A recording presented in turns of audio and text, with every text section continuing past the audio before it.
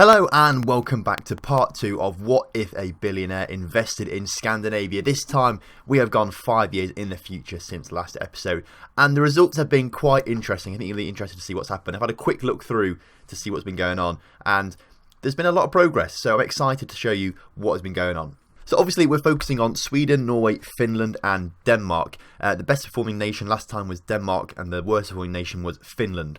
So we're going to start off with Finland as they were the worst nation last time out. So we'll start off with them and we'll work our way up towards Denmark, who were the best last time out. So the Finnish Premier League currently finds itself 36th in European ranking. So it's gone up from 51st that we finished on last time. It started at the very start of the experiment, it was 45th, then dropped down to 51st and has now gone up to 36th, which is quite interesting. So we're up there, it's starting to work its way up. If we look here though, it was at its height at 2024.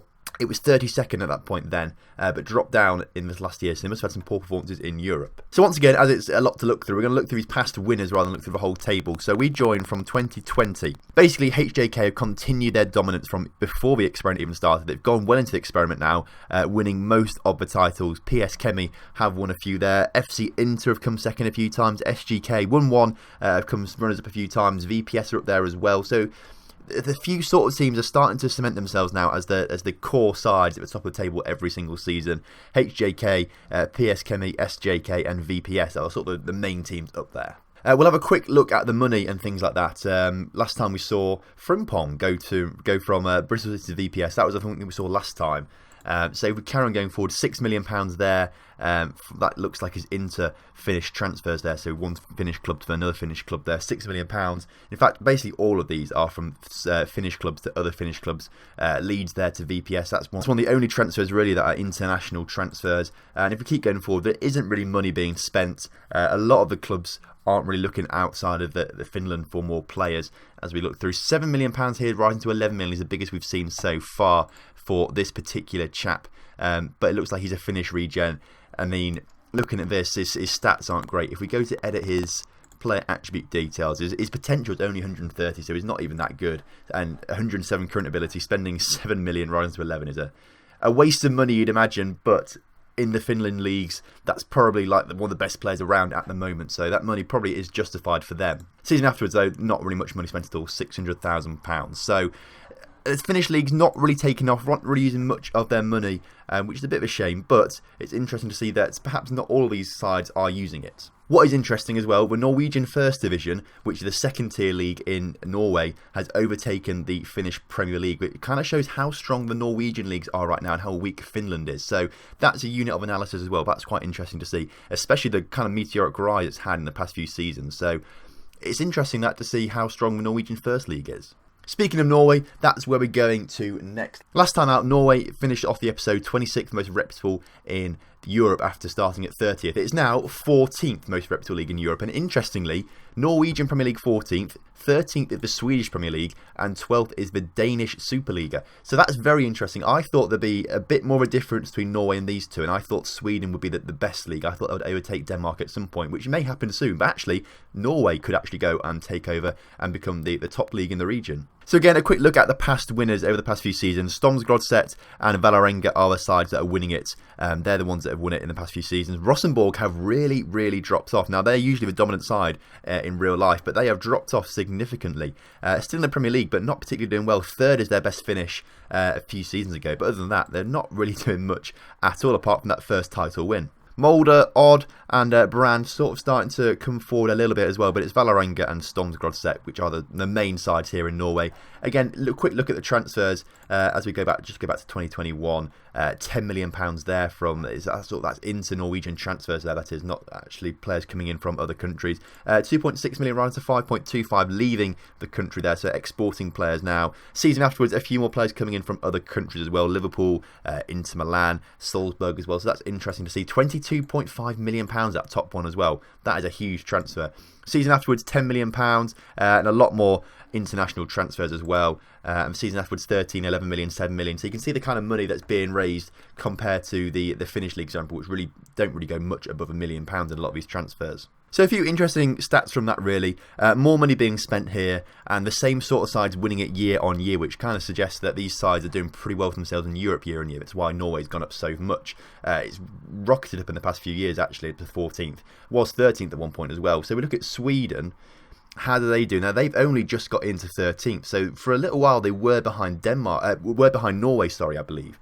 If we look at that, yeah, for a little while, Norway were 13th, 22 and the 23 season, but in the 22-23 season, Sweden was actually behind Norway, so it's only just got ahead of Norway, so Norway had a really good time. So looking at Sweden now, let's have a quick look at their past winners. It's the same sort of sides, a similar scenario to what we're seeing in Norway. The same sort of sides winning it. Malmo won a few times, and Djurgårdens, I think is how I pronounce it. I feel like I butchered that completely, but they've also won it a few times. And when they haven't won it, they've been coming second. Östersund's been up there a little bit as well. Helsingborg also there a little bit, Gothenburg. But generally speaking, Malmo and Djurgårdens are the side that are on top of Swedish football right now. So if we look at their transfers as well, see what kind of money is being spent there. The £10 million there from more international transfers. I think we're seeing Sweden by looks of things. Midtjylland is yeah, I thought it was Danish, not Swedish. Bayern Munich as well, Genbuk there as well. So a few more international ones as we go further and further into the future. These transfers aren't huge. I think even the Norwegian ones might be slightly bigger actually, looking at this, generally speaking.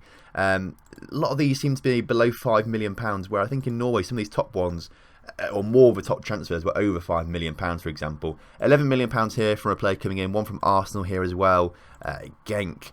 A few different international transfers there, but strictly speaking, actually, I've got to say, I'd say more often than not, these Malmo ones, I think there are more domestic transfers than transfers that we saw in Norway. So it's just interesting, actually. And actually, looking at this, I reckon there's less money being spent in Sweden than there is in Norway as well, which is interesting, of course. So we'll have to try and analyse that a little bit further. And finally, looking at the Danish Super League. And now Denmark has done pretty well. It stayed in 12th for a long time, but jumped up to 10th 2 seasons ago before dropping back down to 11th.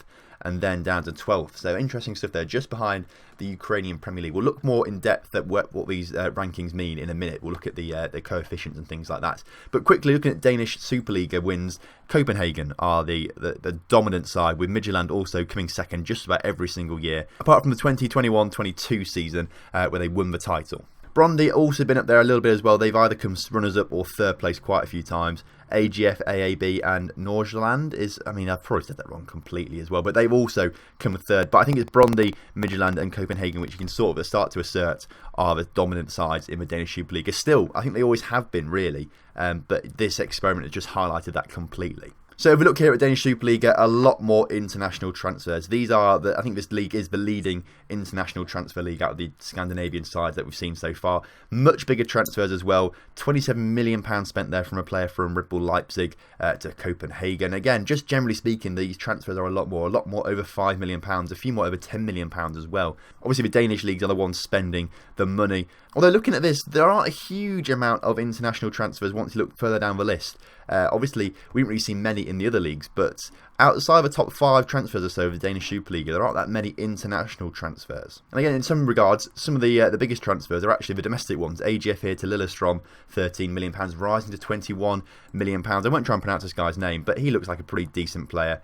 If we look at his attributes, 157 potential abilities, so he could be a pretty decent player in future. Icelandic chap, so could be pretty good. So if we look here at the European coefficient, the nation club coefficients, right, Denmark, Sweden, Norway, these 3 lines here. If we look across here, as you can see, the current season, Denmark on 30.7, Sweden on 28.45 and Norway on 27.75. So they're all very, very close actually. However, the coefficient points for next season, the predicted ones at least, make it seem like they're going to be a lot closer to Belgium, Turkey, Holland and Ukraine. So in the next few seasons, we may start to see Denmark, Sweden and Norway overtake these leagues as well. If we scroll down to Finland down here, they're currently on 14.875. Next season predicted to be 11.7, which I don't think it's going to drop them down any further by looks of things, but they're not going to really improve much at all, which is disappointing for them. I think we have to try and balance it out maybe by giving them a bit more money, or some of the lower leagues a little bit more money as well, to see if we can get them to catch up with these other sides.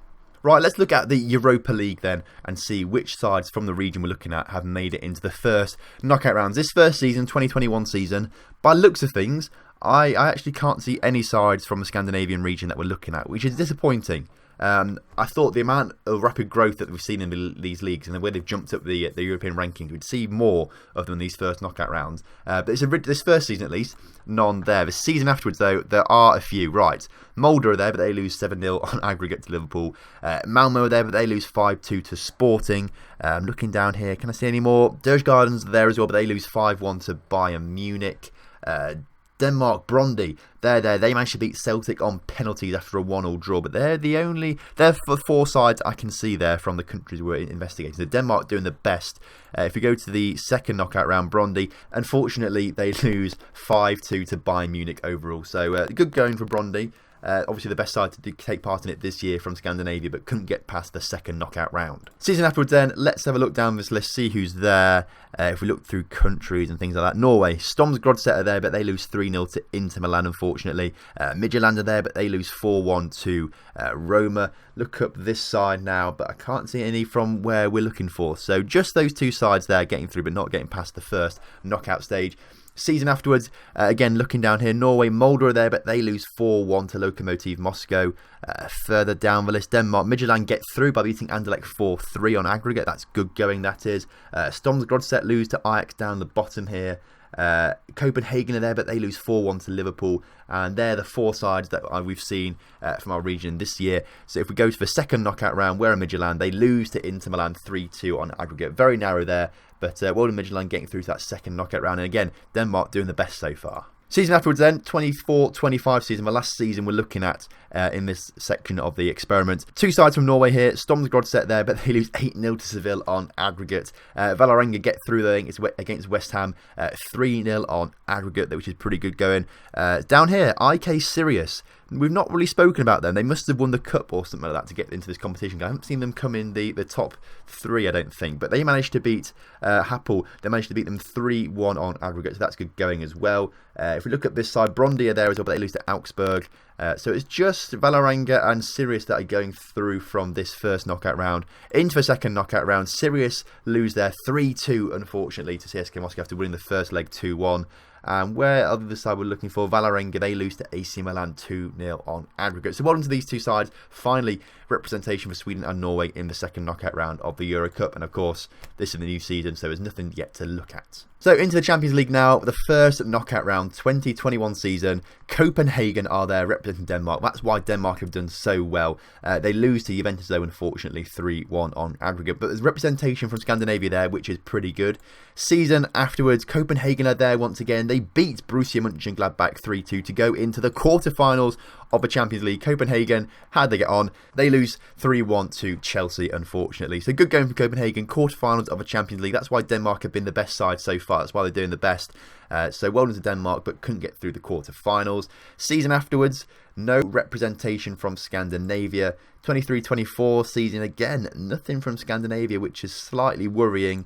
And then the 24-25, nothing at all, which feels like it's gone backwards a little bit, but we've got to realise how hard it actually is to get into these first knockout rounds. If we look at the group stages instead, how many sides are we seeing here? So Midtjylland are there from Denmark in the season we've just had, which is pretty good. Djurgårdens are there from Sweden as well. If we keep scrolling down, anyone else from our little region that we're looking at? No one in that season. Season before that, Djurgårdens are there again. Let me scroll up. Here we go. Storms Grodset are there. They came 3rd in their group, which is pretty good going. So actually, who was it? Copenhagen didn't even get here in the past 2 seasons into the group stages. It was the seasons before that they managed to get through those group stages when they qualified for them. Midtjylland there as well in the 22-23 season. So yeah, it looks alright. Vålerenga there as well. We're seeing some sides consistently get into the Champions League group stages. We just need to see a bit more from them to get into the later stages of the Champions League and the knockout stages. So some pretty interesting results there, I've got to say. I did not expect Sweden, Norway and Denmark to be so close, competing for those top spaces and things like that. So that's interesting to see. I'm still going to go by my prediction of Sweden being the best, Denmark second, Norway third and Finland last. I still think that's my prediction. I still think the Swedish leagues are going to have enough about them to overtake Denmark and become the best in Scandinavia. So if you enjoyed today's episode, make sure you do drop a like on the video, subscribe to the channel if you're new around here, and I will see you next time for some more Scandinavian billionaire action.